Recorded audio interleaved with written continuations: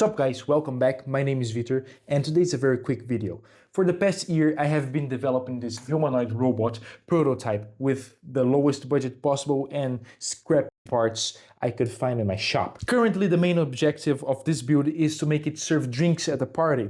My birthday is coming. I have less than a month to turn 19 and it has to be working until there. Today we're talking about the robot's hand. And I have a very solid design here. I designed it on Onshape and I had to make the parts, well, very small and then assemble them together because of my very small 3D printer. It works, it has 4 servo motors. Both these fingers are connected so they move together, but the other ones are all independent. And it's a very cool design, I really like it.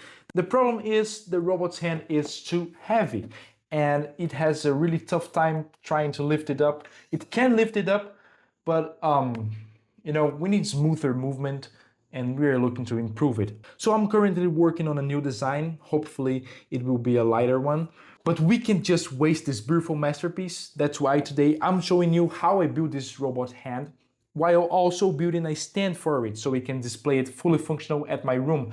I think it will be a very, very interesting trophy. It has a lot of history and, well, it's my work. I really like it. Kind of a souvenir and a new ornament for my room. So let's go back in time for a second. A few episodes ago, I built this robotic hand.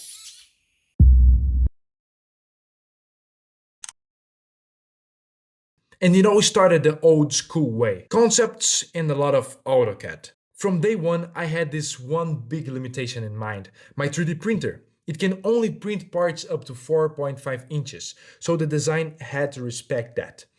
The final hand ended up being made of 22 different printed parts, all assembled with screws. And yeah, I'm pretty sure that made it heavier, but also way more solid. The hand uses 4 servo motors.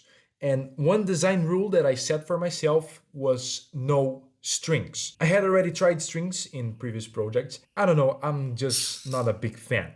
So the big question was, how do I connect the servo to the finger without strings or gears? And the answer was paper clips.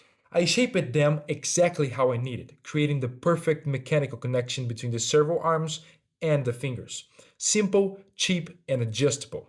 And it actually worked way better than I expected. So much torque. But now let's retire this hand. Not because it's broken, but because it deserves a proper display. This part right here is actually an internal piece from a broken pull motor. I cleaned it up, painted it, and it instantly became the forearm of our stand.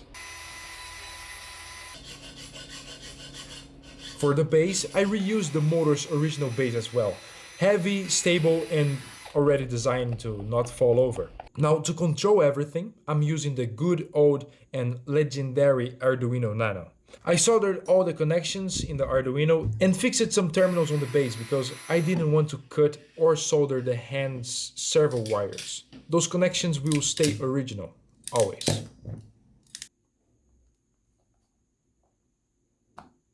After that, I added some extra details, totally unnecessary, and mounted the hand on top using a threaded rod and a nut, locking everything firmly in place.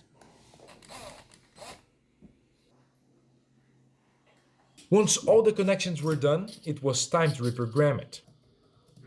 I want to break up. I'm sorry. You know I love you, but love just isn't enough. For this project, I added multiple gestures, and I can switch between them just by pressing this red button.